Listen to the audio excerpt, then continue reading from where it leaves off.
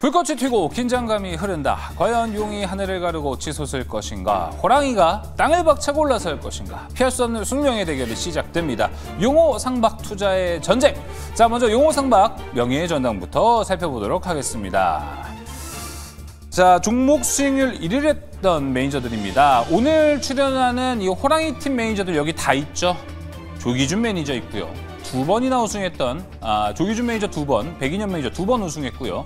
지난 9월 우승했던 이가람 매니저 이 3명 빅3가 오늘도 출연합니다. 많은 기대 바라겠고요. 자, 이어서 포트폴리오 한번 살펴보도록 하겠습니다. 자, 백인현 매니저 어제 순위 기준으로 현재 좀 압도적인 1위를 달리고 있습니다. 그래서 이번 달도 이제 백인현 매니저가 1위를 하게 되면 이호근 매니저와의 3회 우승 최다 타이를 기록하게 됩니다. 자, 이렇게 백인현 매니저 2번 우승을 했었고요. 지난달에는 이가람 매니저가 115.24%로 우승을 차지했습니다. 자, 이제 그럼 오늘 출연할 매니저들 소개합니다. 냉정한 시장, 오로지 수익을 위한 대결이 시작된다. 수익 극대화를 추구하라. 조기준 매니저, 주도주 매매의 정석, 백인현 매니저. 답은 시장에 있다. 이가람 매니저. 용호 상박 투자의 전쟁 지금 시작합니다. 자, 여러분들 가장 기다리셨을 용호 상박 시간 돌아왔습니다. 호랑이 팀 함께 하겠습니다. 이가람 매니저, 조기준 매니저, 백인현 매니저 나왔습니다. 어서 오세요. 반갑습니다. 반갑습니다. 자, 저희가 지금 뭐 순위를 잠시 후에 한 10분 뒤쯤 그때 공개를 하잖아요. 그때 공개해서도 더 이야기를 해봐야겠지만 지금 채팅창에는 1위 거의 확정인 듯이란 이야기도 좀 올라오고 있습니다. 백인현 매니저님, 네. 근데 저는 잠깐 순위를 보고 왔는데 이거 모르겠던데요? 저도 사실 이제 마음 편하게 왔는데. 그러니까요. 갑자기 이제 최원범 매니저님이 수익률이 너무 튀어 올라가지고. 네, 맞아요. 지금 그 최원범 매니저님 종목 두 종목이 내일 어떻게 될지 잘 모르겠더라고요. 아니, 앞서 궁금한 종목 Y에서 그 두 종목 다 맞습니다. 했어요. 그것만 해도 오늘 거의 40%더라고요. 넘죠? 거의 50%. 지금 최원범 매니저님이 이틀 동안 한 80% 올랐을 거야. 80, 90% 올랐을 텐데. 네. 제대로 한번 제가 오늘 가지고 온 종목으로 점심을 한번 찍겠습니다. 그러니까 마지막까지 사실 네. 조금 느슨했는데 최원범 매니저가 긴장감을 마지막까지 줘서 사실 오늘 같은 날 백인현 매니저가 삼성전자 같은 거 갖고 오면 끝이거든요, 사실. 네. 그렇긴 한데 긴장감을 주기 위해 최원범 매니저가 활발히 움직이고 있다. 좀 이렇게 보시면 될 것 같습니다. 자, 그럼 이제 본격적으로 이제 호랑이 팀 매니저들과 함께 프리토크부터 먼저 시작을 해보겠습니다. 프리토크 주제 공개해 주세요. 자, 오프닝 때 말씀드렸습니다. 환율 이야기를 좀 먼저 해보겠습니다. 오늘 한국은행이 금리 동결 2.5% 유지로 갔습니다. 환율과 물가가 걱정이라고 합니다.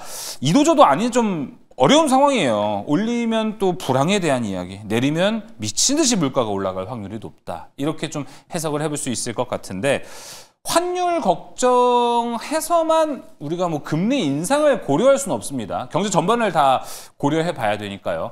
그런데 또 환율이 올라가는 이유들을 보면은 특정한 어떤 이유 하나 때문에 올라가는 게 아닙니다. 여러 가지 이유들이 복합적으로 좀 작용을 하면서 올라간다고 볼 수 있습니다. 뭐 최근에 가장 많이 이야기하고 있는 거는 미국과 한국의 금리 차이 뭐 이런 것도 있죠. 그리고 우리나라의 M2가 엄청나게 늘어나고 있다고 합니다. 지금 미국보다 2배 높은 수치라고 하고요. 그다음에 여러분들 알고 계시는 것들도 있습니다.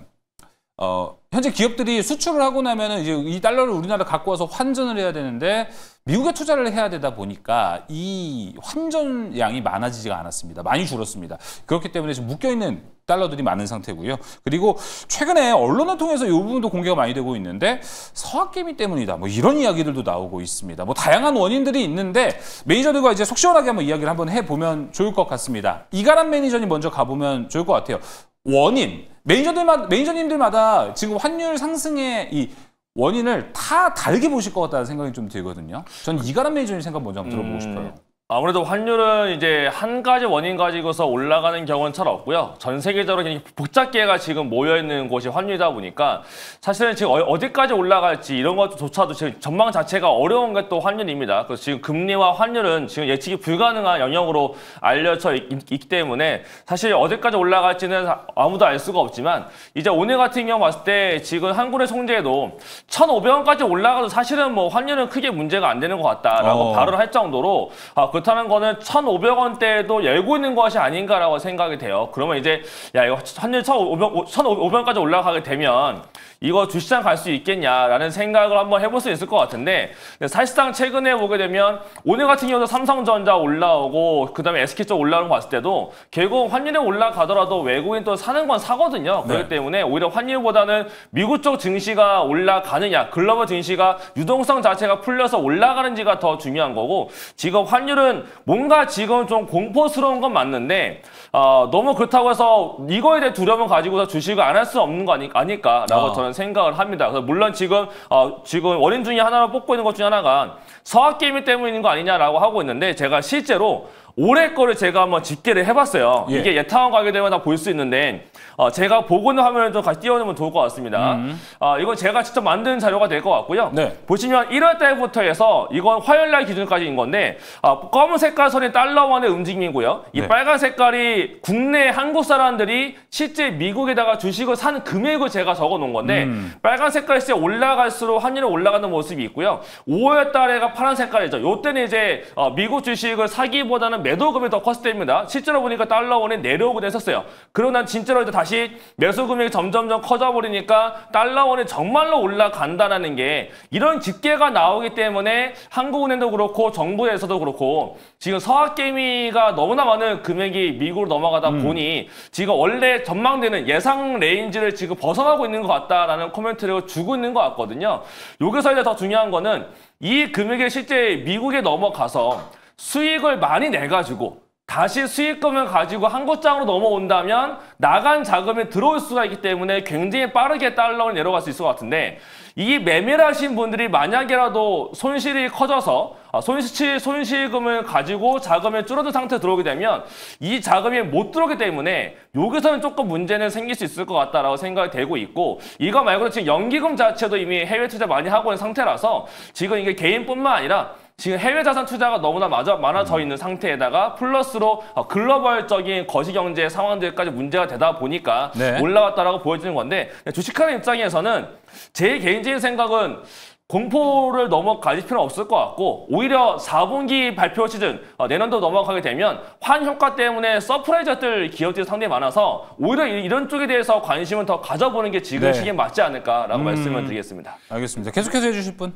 네, 근데 뭐 외국인들이 팔아서 뭐 13조에서 15조 매도해서 환율이 약해졌다라고 얘기하시는 분이 많은데 실제로 6월 달부터 시작해서 지금까지는 외국인들의 매수입니다. 그러니까 지금 1월부터는 다르고 그래서 그 매수할 때는 환율이 뭐 좋았나요? 그게 똑같았습니다. 그러니까 1,400원, 뭐 1,500원대 근처에서 있었던 것 같고 그래서 외국인들이 주식을 매도해서 환율이 나빠진 게 아니고 아까 서학개미 한 달에 뭐 4조에서 5조 정도를 지금 현재 미국 주식을 사고 있다고 하는데 최근에 우리 무역 수지가 보면 60억 달러에서 거의 100억 달러에 이르는 무역 수지 흑자가 나오고 있거든요. 그러면은 6조에서 10조가 넘는 흑자가 나오는데도 불구하고 이제 기업들이 아까 환율을 원화로 바꾸지 않는 것도 악재지만은 아까 국민연금과 더불어 서학개미들이 열심히 미국 주식을 사다 보니까 환율이 너무 그만큼 이제 수요와 공급이 제대로 이루어지지 않는 상황에서 보다 보니까 이제 1,400원, 1,500원 나오고 있는데 중요한 거는 우리나라만 그렇다는 게 아닙니다. 그러니까 달러에 대비해서 엔화도 지금 현재 약세이기 때문에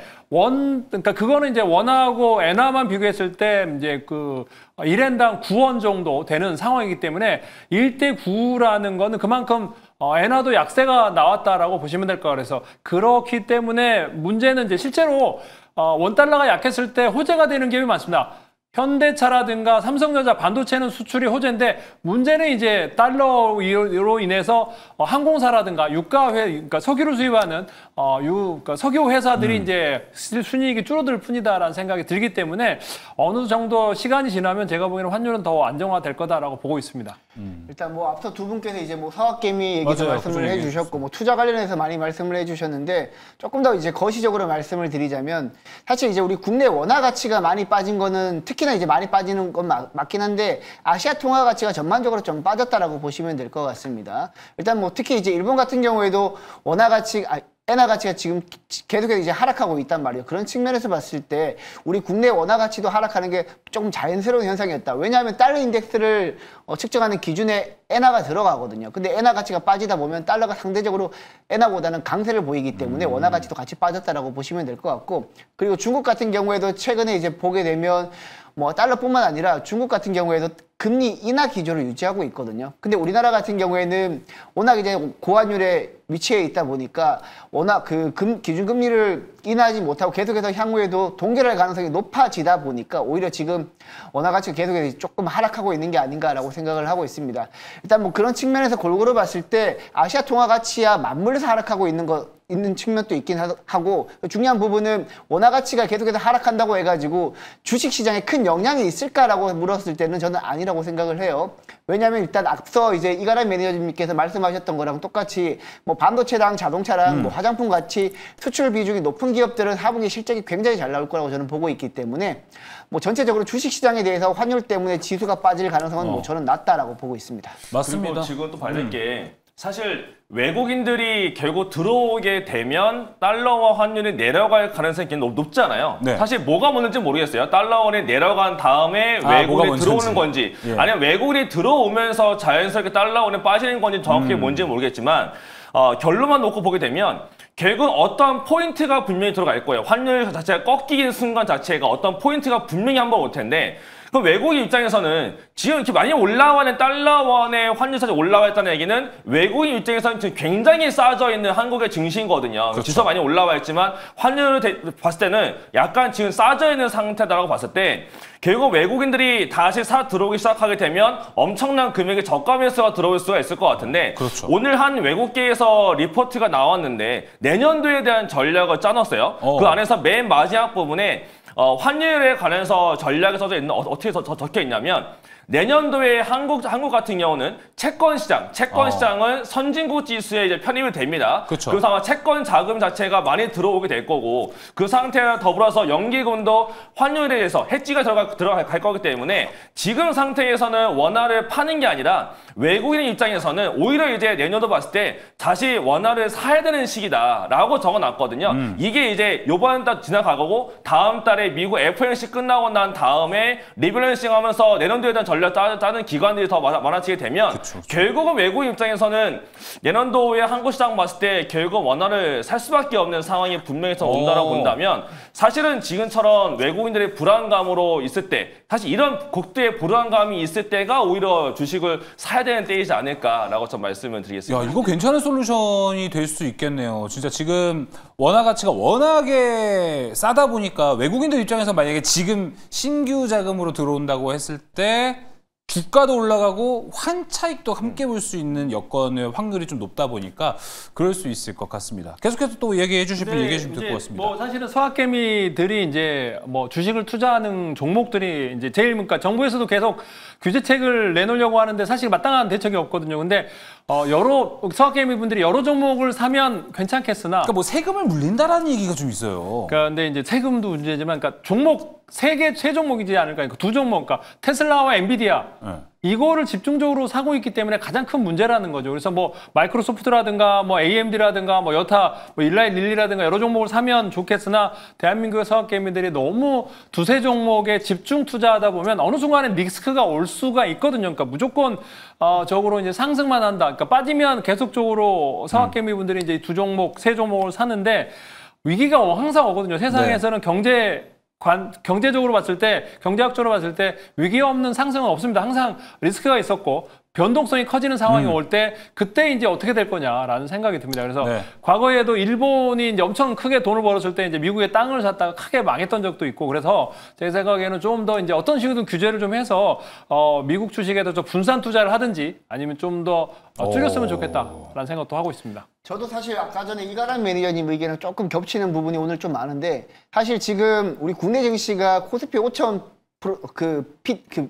5천을 이제 목표로 지금 정책적으로 많이 지원을 하고 있잖아요. 그렇죠. 그런데 이제 지금 삼성전자랑 닉스를 기준으로 코스피가 많이 올랐었는데 오늘 이제 언론 보도를 통해서 보게 되면 코스닥을 조금 더 국민연금이 조금 더 기존보다 많은 비중을 살 수 있도록 해가지고 코스닥을 살린다는 얘기도 나오고 있거든요. 보도가 사실, 있었죠. 네, 그럼 이런 상황에서 사실 외국인들 자금이 지속적으로 이탈할 것인가 이 부분에 대해서는 저는 아니라고 생각을 해요. 왜냐하면 지금 우리나라 경제가 안 좋아가지고 원달러 환율이 이렇게 기하급수적으로 급등하는 건 아니란 말이죠.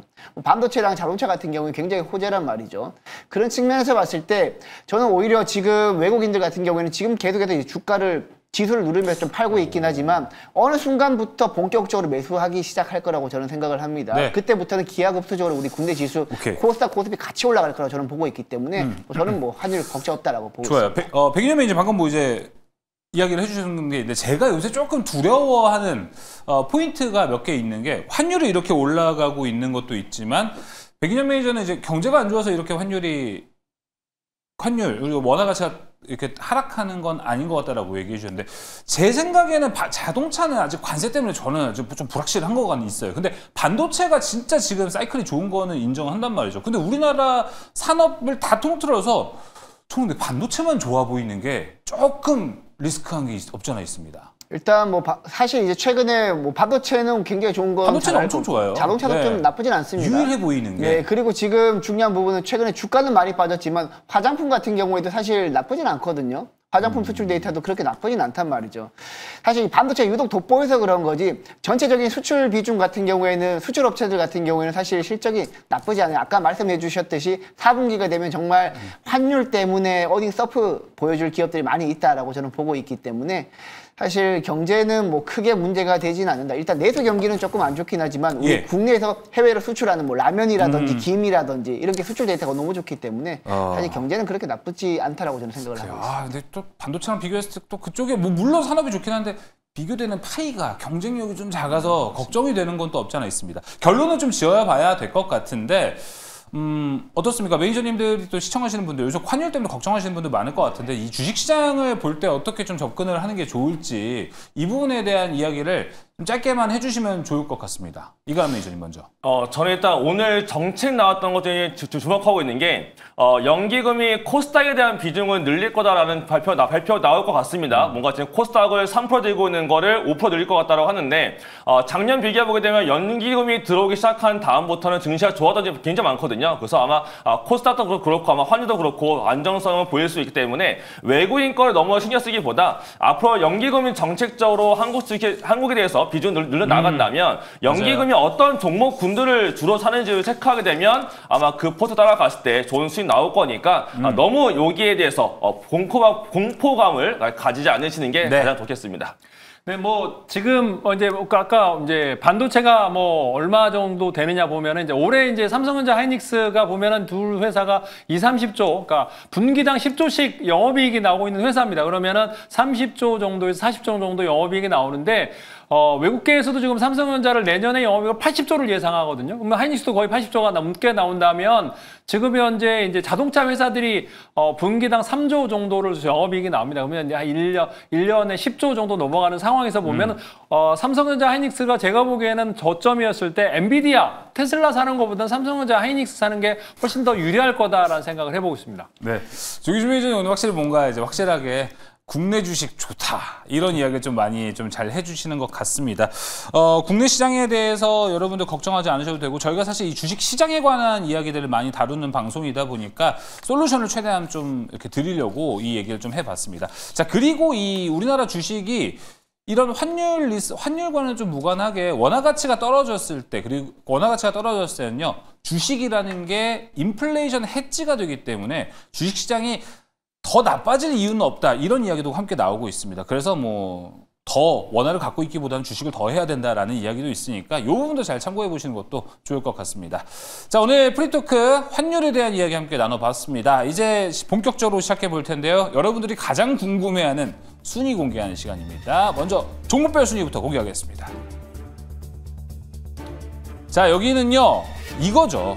야, 갑자기 이제 전 사실 퓨처캠이 당선 확실로 보고 있었는데, 야, 3현이 10% 조금 넘는 차이로 치고 올라왔습니다. 최원범 매니저가 지금 막판에 엄청 지금 광폭 행보를 보이고 있습니다. 자, 그리고 100년 메이저 넥스트 바이오메디컬도 쭉 올라온 모습입니다. 34.63%. 100년 메이저 일주일 전에 갖고 온 종목인데 대단한 것 같습니다. 자, 이어서 계속해서 종합순위 한번 살펴보겠습니다.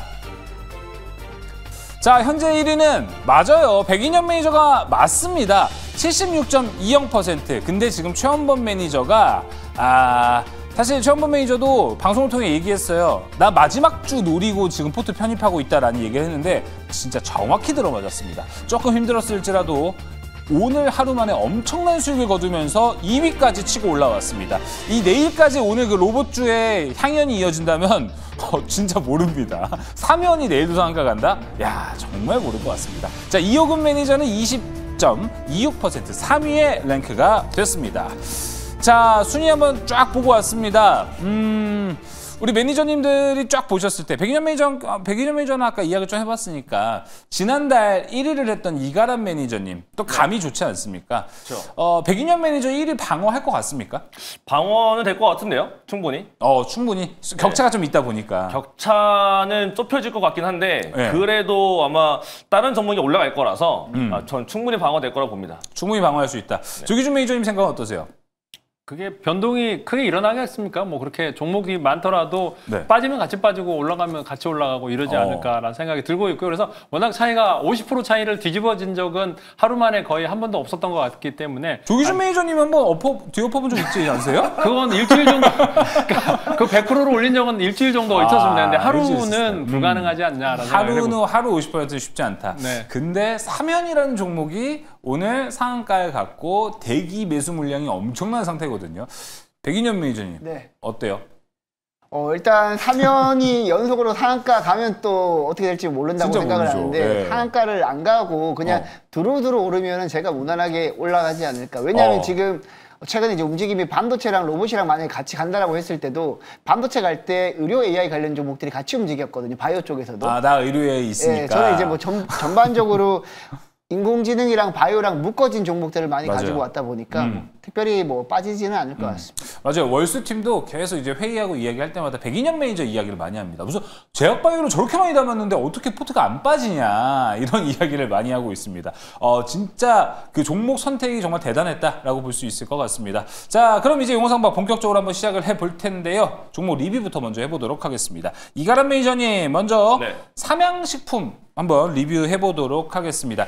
이달에서 가장 첫 번째로 좀 포트에 담았던 종목인데 또 오늘 반응이 나왔는데 이거 왠지 삼양식품인데 12월에 되게 달려갈 것 같은 느낌이 들어요. 맞아요. 저는 이거 아마 내일 잘하면 아마 장대 양봉이 나오면 내일 나오지 않을까라는 좀 기대감을 가지고 있습니다. 그래서 아마 지금 오늘 보니까 오늘 많이 올라오긴 했는데 거래량까지 엄청나게 터지면서 올라오진 않았어요. 그래서 아마 내일 거래가 좀 터지면서 올라오게 되면 아마 내일 같은 날은 큰 이슈가 없다면 아마 이 종목부터 한 번 더 올라가면서 장대 한번 그리게 되면 충분히 뭐 전고점까지 올라가지 않을까라고 생각이 되고 있고 차트적으로도 충분히 지금 아래자리에서 올라가고 있는 그림을 좀 잘 그려주고 있는 삼양식품이고 달러 환율 올라갔어요. 결국 이런 종목들 미국에다 수출하는 기업들이 결국 환율적으로 수혜를 보기 때문에 삼양식품도 그 안에 있지 않나라고 또 생각이 되고 거기다 라면 가격도 올려놓기 때문에 맞아요. 이렇게 되면 4분기에 영업이익은 그냥 다른 4분기 당연히 잘 나오지 않겠느냐라는 기대감에 좀 더 올라가는 것 같으니까 아마 이번 달 말을 제가 보고 편입한 종목이었는데 아마 내일까지 좀 잘 주목해 보시면 좋을 것 같습니다. 1963 라면 반응 좋던데요? 근데 저는 1913보다도 부닭볶음면이 그쵸? 더 좋아지는 것 같아요. 맞아요. 그래서 아마 맞아요. 그것 때문에 더 데이터가 더 좋게 나오지 않을까라고 생각이 됩니다. 맞습니다.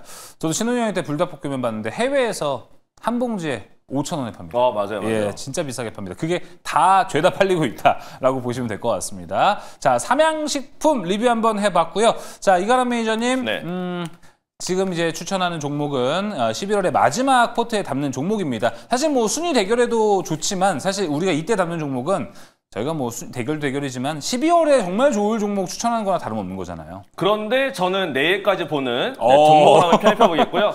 생각해보면 제가 저번 달에도 약간 위태위태했다가 제가 월말 마지막 종목이 로봇이었어요. 레인보우로 담았다가 제가 그걸로 1등을 치고 올라갔던 상태였는데 그렇죠. 지금 보니까 월말에 항상 로봇이 강했었네요. 월말은 로봇이다. 네, 그래서 제가 오늘도 한번 제가 한번 순위권에 들어가기 위해서 로봇 하나 좀 담도록 하겠습니다. 로봇주. 네, 요건 딱 이벤트 새끼에 맞춰서 하루짜리 보겠다라는 관점으로 넣어보게 하겠고요. 로봇 손과 관련된 종목입니다. 한국 PIM이라는 종목을 한번 새롭게 편입해 보도록 하겠습니다. 예. 항상 얼마나 이상하게 로봇주가 강하네요. 네, 일단 로봇주 이 종목은 로봇 손과 관련된 종목인데요. 보통 이제 휴머노이드, 물류로 여러 가지가 있지만 최근 로봇주 강세 종목들 보게 되면 로봇 손 쪽에 좀 굉장히 많이 있는 것 같습니다. 이 종목 또한 이제 로봇 손 쪽, 근데 이 종목은 솔루션 쪽보다는 이제 제품 만드는 거 안에서 원조를 만드는 것 같은데 금속 분말 사출 성형에서 분야에서 1위 기업인 거고 여기서 이제 경량화를 시킬 수 있는 그런 기술을 갖고 있는 기업이다라고 보시면 될 것 같습니다. 바로 자료 보면서 더 추가된 설명을 들어볼 텐데요. 이 기업이 이제 항상 자율주행도 있었고 원래의 매출의 규모는 자동차에서 나오는 기업인데 얘가 이제 로봇 쪽으로 진출되고 있다라는 게 가장 큰 포인트가 될 것 같고요. 그 다음 장을 보게 되면 그 와중에서 이제 나스닥 기업과 함께 협력이 들어갔다라고 해서 미국의 한 기업 본 시스템즈라는 기업이랑 로봇 초소형 감속기 분야 관련된 협력 관련해서 MOU가 맺어졌다. 이 소식 이후부터 주가가 굉장히 많이 올라가지고 상태이기 때문에 가장 중요한 포인트는 로봇주 안에서 미국 창과 관련되는 종목들 로봇이 굉장히 많이 올라가는 상태이고 추세적으로 안 꺾이는 상태인데 이 종목에 또 약간 미국과 연계성이 생기고 있고 실제로 솔루션 쪽이 아니라 정말 제품을 만드는 데에 필요한 거를 넣고 있다는 거 그게 가장 큰 포인트가 될 것 같습니다. 바로 차트 보면서 전략 설명 들어보게 되면요. 추세적으로 좀 많이 올라와 있는 종목입니다. 그렇기 때문에 제가 더더욱 하루짜리로 보겠다라고 말씀드리고 있는 거고 추세적으로 깨지지 않은 상태에서 로봇주가 만약에 내일 한 번 더 올라간다가 되면 이 긴 추세선 따라서 한 번 더 올라갔을 때 오늘 올라갔었던 고점 자리를 한 번 더 도전할 가능성이 있을 것 같아요. 그 상태에서 아마 윗자리에 수렴을 만들지 않을까라고 생각이 들고 있기 때문에 이 종목은 내일 누르는 관점에서부터 해서 내일 시가까지 매수를 한번 보겠습니다. 그래서 매수 단가는 42,000원대부터 시초가까지를 매수 단가로 드리겠고요. 그 다음에 목표가로는 오늘 고점 라인대 근처인 49,800원, 손절 라인은 37,000원으로 말씀드리도록 하겠습니다. 네, 이제 한국 PIM 여기 보면은 이제 로봇 손이라고 하는데 이제 실제적으로 시장에서 로봇 손 관련해서 원익홀딩스가 1조 8천억까지 뭐 진짜 많이 올랐거든요. 그래서 원익홀딩스의 자회사 원익로보틱스가 이제 손을 만들어 갖고 올라갔다고 하는데 이 두 회사, 그 로봇 손 중에 이 두 회사의 장단점은 뭐가 되나요? 사실은 로보홀딩스 안에는 원인 로봇 같은 경우는 솔루션 쪽, 결국 이제 플랫폼 만들고 뭔가 솔루션 쪽이다라고 저는 알려지고 있고 지금 이 한국 PIM 같은 경우는 솔루션 쪽보다는 실제로 이제 감속기나 이런 거 만들 때 들어가는 원형 쪽이다라고 보는 거기 때문에 이 두 가의 간격은 조금 다른 사업 분야 자체가 조금 다른 분야에 있는데 근데 실질적인 수익은 원익홀딩스가 메타 쪽으로 알려지고 있는데 저는 그것보다도 아마 한국 PIM이 이제 감속기부터 여러 가지 경량화, 저희가 가장 중요한 경량화이기 때문에 경량화 쪽으로 포커스가 맞춰서 실제 미국 쪽으로 더 진출성이 커진다가 되면 시가총액이 2,000원대밖에 안 되기 때문에 아마 큰 업사이드가 한 번 더 열리지 않을까라고 말씀을 드리도록 하겠습니다.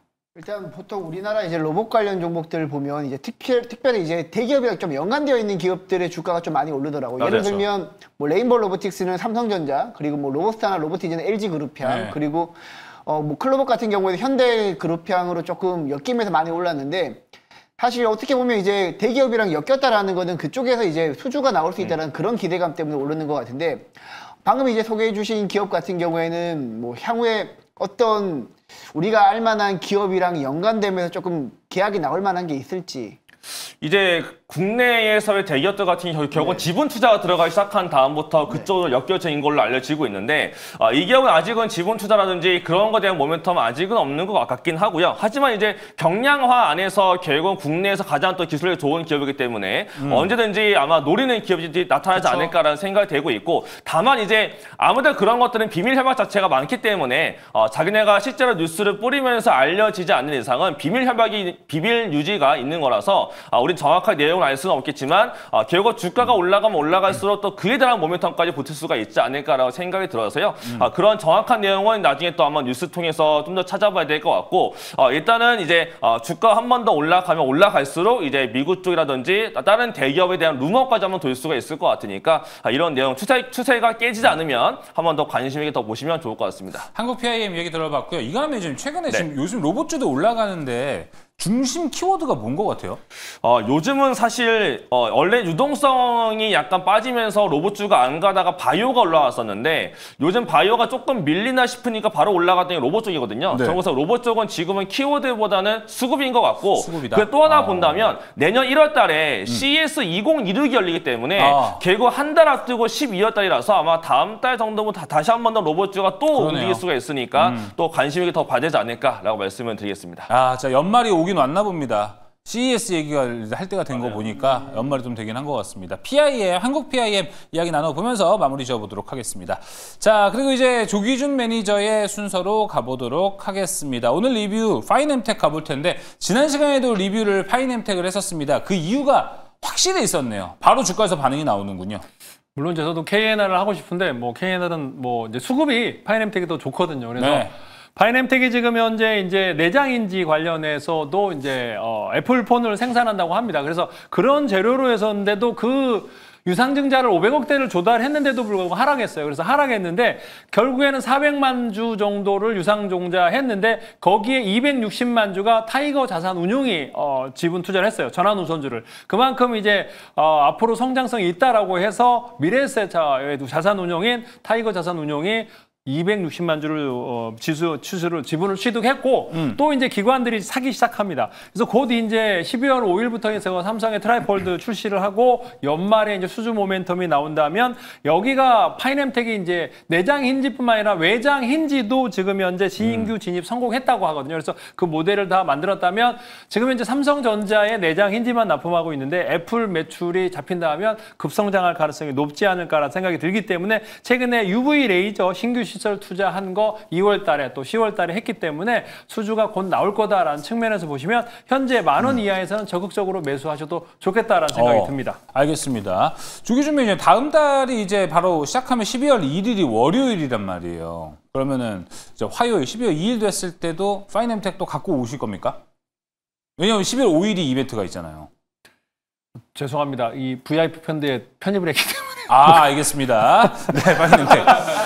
제가 더 어떤 해답을 또 얻어낸 것 같습니다. 알겠습니다. 못 가지고 가서 죄송합니다. 네, 파이넴텍 이야기 들어봤습니다. 자, 그렇다면 이제 조기준 매니저님 어떤 종목 갖고 오실지 궁금합니다.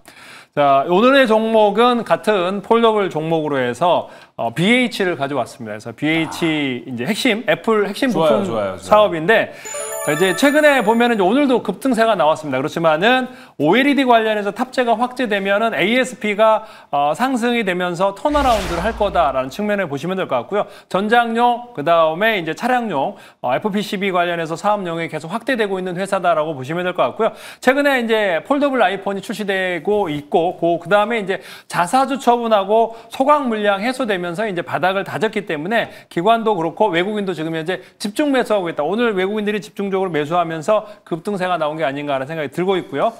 PPT 한번 보시면서 설명드리도록 하겠습니다. 네. 이 회사는 FPCB라고 하는 거는 이제 앞으로 폴더블이라든지 그 외에 IT, 가전 모든 부분의 소형화라든지 고질화라든지 고효율을 위해서는 꼭 필요한 거다라고 보시면 될 것 같고요.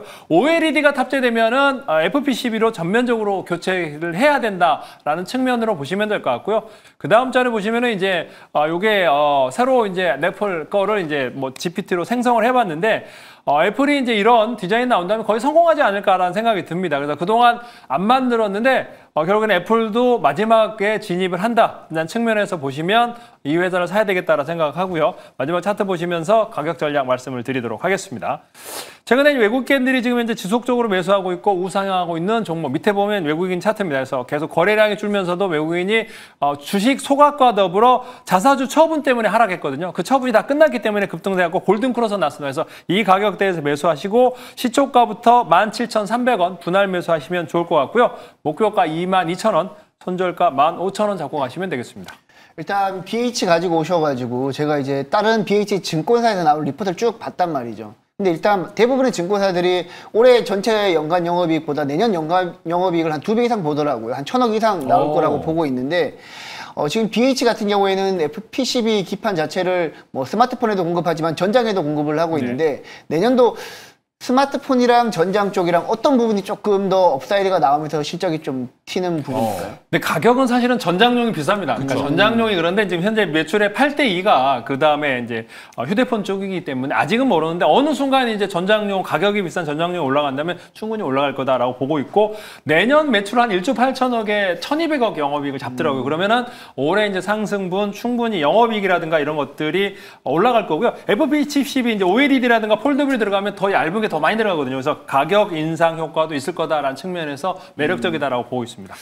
최근에 또 보니까 수급 상황 보니까요. 외국인들이 또 엄청나게 사고는 종목 중에 하나더라고요. 그래서 제가 그래서 왜 사는가 생각해 보니까 이게 아이폰의 신제품 효과도 좀 있을 것 같고, 그다음에 최근에 애플 상황 봤을 때 판매 자체가 많이 올라가고 있다라고 하다 보니까 그건 이제 내년도에 대한 뭐 신제품에 대한 효과도 약간 좀 기대가 되는 것이 아닌가라는 생각이 되고 있고, 그다음에 추가로 오늘 참 마감 후에 나온 소식 중에 하나인데 LG 쪽에서 증설한다라는 공시가 나온 것 같아요. 그렇다는 거는 뭔가 애플 쪽에서 확실하게 수요가 더 올라가기 때문에 LG도 증설하는 것 같은데, 그러면 결국 BH까지 같은 효과를 볼 수 있지 않을까? 그러면 결국 BH는 지금부터 해서 아마 더 추가적으로 올라갈 수 있을 것 같은데 어떻게 보십니까?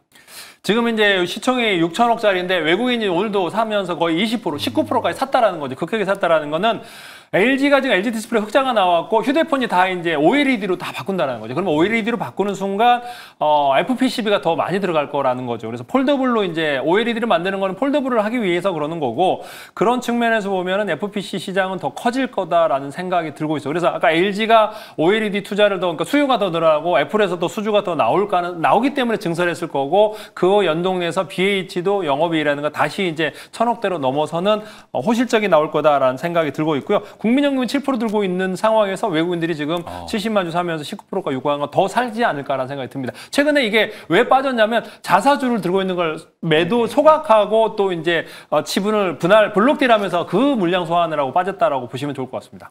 알겠습니다. BH. 야, 이거 내년에가 더 기대되는 기업이 좀 될 것 같습니다. 조기준 매니저의 11월 포트 마지막 종목 BH 공개됐습니다. 자, 이제 1등. 현재 1등 달려가고 있습니다. 백인현 매니저의 순서로 가보도록 하겠습니다. 사실 지금 백인현 매니저의 가장 이 효자 종목 중에 하나는 이 종목이죠. 넥스트 바이오 메디컬입니다. 이거 일주일 전에 그때 편입한 종목 맞췄다. 지금 목표가 한번 수정했다가 지금 8만 원 목표가 2차 목표가 달성한 걸로 제가 알고 있거든요. 대박이네요. 진짜. 네. 지금 34.63%, 3차 목표가까지 제시가 됐습니다. 일단 넥스트바이오 메디컬 같은 경우에는 투자 포인트가 뭐 명확합니다. 제가 이제 돈 버는 바이오텍 기업 중에 넥스트바이오 메디컬이랑 온코리 테라피틱스를 보통 이제 꼽고 있는데, 넥스트바이오 메디컬 같은 경우에는 이제 실제 매출이 나오는 쪽은 넥스파우더 쪽, 이쪽에서 이제 실제 매출이 잘 나오면서 돈 버는 바이오텍이라고 보시면 될 것 같고, 그리고 지금 그 다음에 이제 그 넥스피어 F라고 해가지고 색전 치료제라고 있는데, 뭐 예를 들면 이제 우리가 관절염을 걸렸을 때 그 통증을 유발하는 혈관을 색전한다라고 하죠.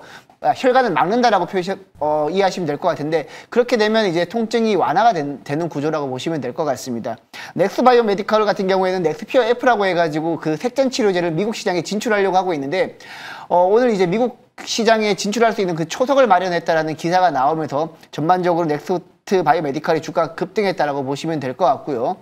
일단은 뭐 지금 고점에서 매물이 소화되면서 조금 윗꼬리가 달리긴 했지만, 그래도 꾸준히 이제 양봉을 보여주면서 마무리됐다라는 측면에서 내일 한 번 더 바이오가 좀 올라가 준다라면, 오늘은 좀 바이오가 밀렸지만 내일 바이오가 한 번 더 올라가 준다라면 직전 고점을 다시 한번 뚫을 가능성이 높지 않을까라고 생각을 합니다. 그래서 지금 이거를 목표가를 제가 95,000원까지 상향해서 이제 일단 홀딩하도록 하겠습니다. 사실 지금 1위 그리고 사실 뭐 그냥 최현범 매니저도 있지만 1위 할 확률이 상당히 높습니다. 지금 백인현 매니저가. 근데 그럼에도 불구하고 이 리스크 차원에서 하루 남겨뒀잖아요.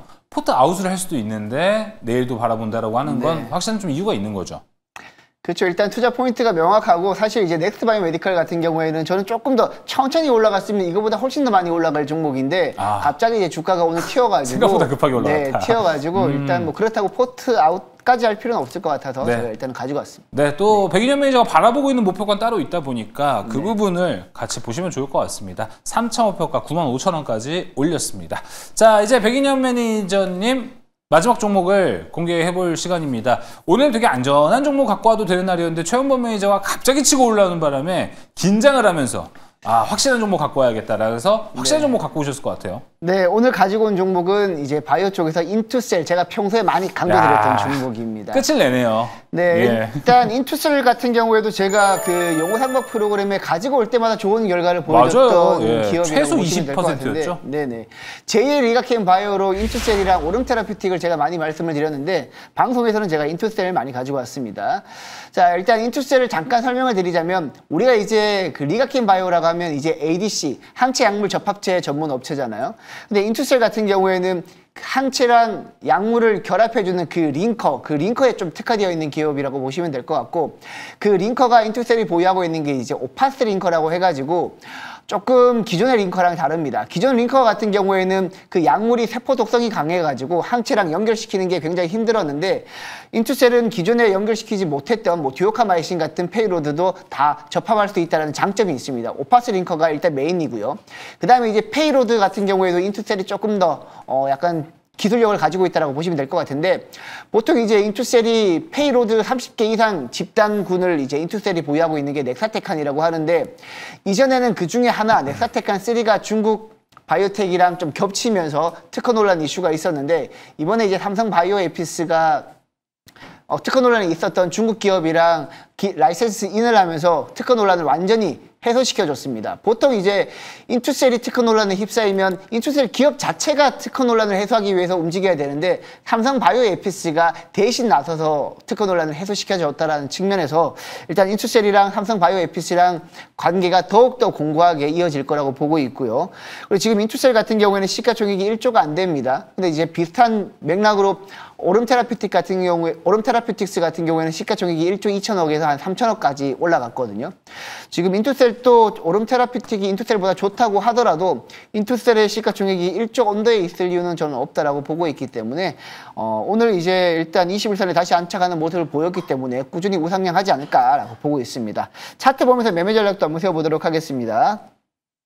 자, 인투셀 최근에 이제 갑자기 주가가 좀 조정을 받으면서 21선 잠깐 이탈했다가 지금 21선 다시 회복하는 모습인데, 주가 흐름이 보면 어떻게 보면 이제 삼성 에피스홀딩스랑 조금 비슷하게 움직이는 측면이 있어요. 삼성 에피스홀딩스가 상장 이후에 급락하면서 인투셀도 잠깐 조정받았다가 이틀 연속 올랐다라고 보시면 되는데, 일단 매수가는 변동성을 고려해서 57,600원에서 내일 시초가 그 밴드 안에서 하시면 될 것 같고요. 목표가는 7만 원, 그리고 손절가는 56,500원 보도록 하겠습니다. 이 종목은 조금 전에 설명하신 것처럼 삼성 에피소니스랑 캔들 모양은 똑같이 가고 있는 상태거든요. 그렇다는 건 뭔가 커플링이 좀 되고 있는 거 아닌가라는 생각이 되고 있는데, 근데 문제는 뭐냐면 이 삼성 에피소니스가 원래는 MSCI 편입이 삼성 바이오랑 같이 있던 상태였는데 분할 상장되면서 결국 MSCI 패시브 자금이 지금 나가고 있는 상태다 보니까 외국인이 매일 매도가 찍히고 있는 상태입니다. 그렇다는 얘기는 주가는 올라가다 막히고 결국 삼성 에피스가 밀릴 수 있다는 얘기가 될 것 같은데, 그렇다는 건 지금 커플링 되고 있는 인투셀도 동반 약세가 나타날 수 있지 않을까라는 우려감이 좀 나타날 수 있을 것 같아요. 그럼 뭔가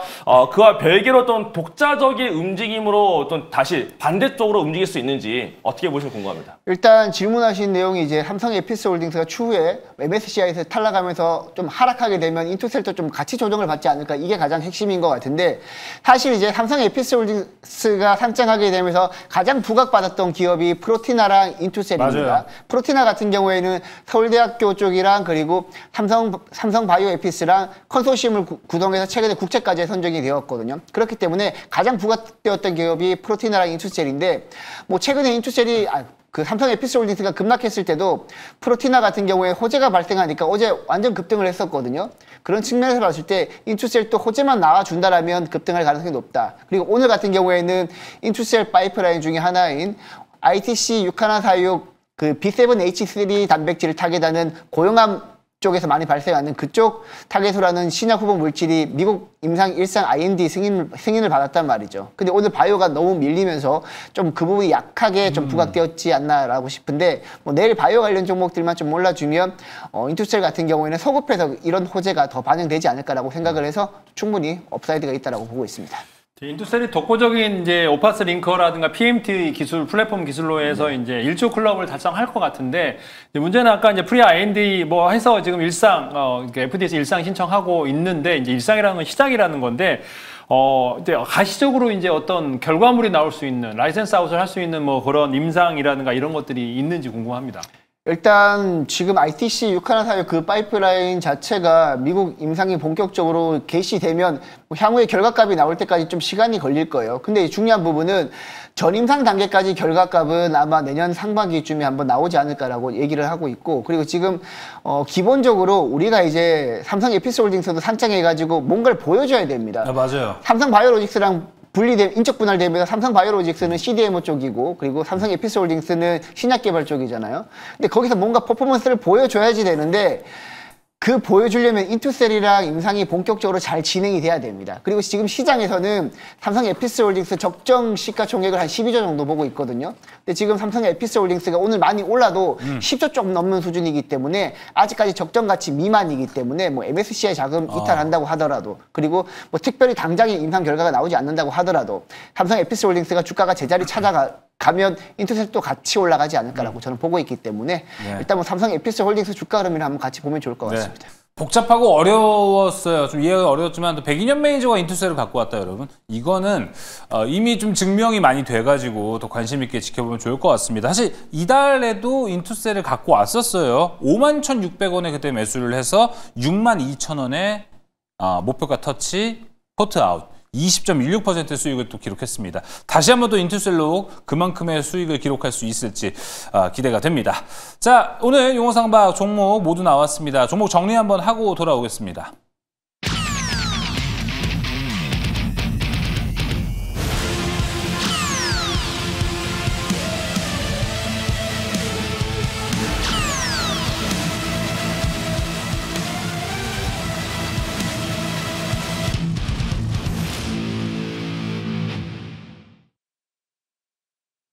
네, 용어상박보다 더 재미있는 게 매니저들의 무료 방송입니다. 왜냐하면요, 수익을 주거든요. 그래서 너무너무 재밌습니다. 그쵸? 이가람 매니저님? 맞습니다. 저는 이제 공개방 통해서 저번 주는 이제 구글 TPU를 제가 미리 준비해놨었고, 그 종목이 다 같이 일제 올라오면서 이제 오늘까지 모두 전 종목 다 이제 20% 이상 다 수익권에 있고, 그래서 삼성전자랑 SK 쪽까지도 저점 매수 대비 굉장히 많이 올라온 상태가 됐습니다. 저는 그래서 오늘도 그 이후에 대한 반도체 업황이 또 달라진 게 있어서 제가 또 새로운 반도체 업황 얘기 하나랑 두 번째로는 12월 달 바이오 봐야 될 것 같아요. 12월 달 바이오 일정 제가 준비해놨고요. 세 번째로는 오늘 장 끝나나 나온 발표인데 연기금이 코스닥을 늘린다라고 합니다. 그러면 연기금이 어떤 종목부터 매수를 채울지 요 세 가지에 대해서 제가 준비해놨으니까 내용 좀 궁금하다라고 하시는 분들은 9시 30분에 유튜브에서 이가람 매니저 검색하시고 입장하시면 되겠습니다. 네, TPU도 데뷔를 하는 게 일주일이나 빨랐었는데 오늘은 과연 또 뭘 보고 있을까요? 진짜 궁금해집니다.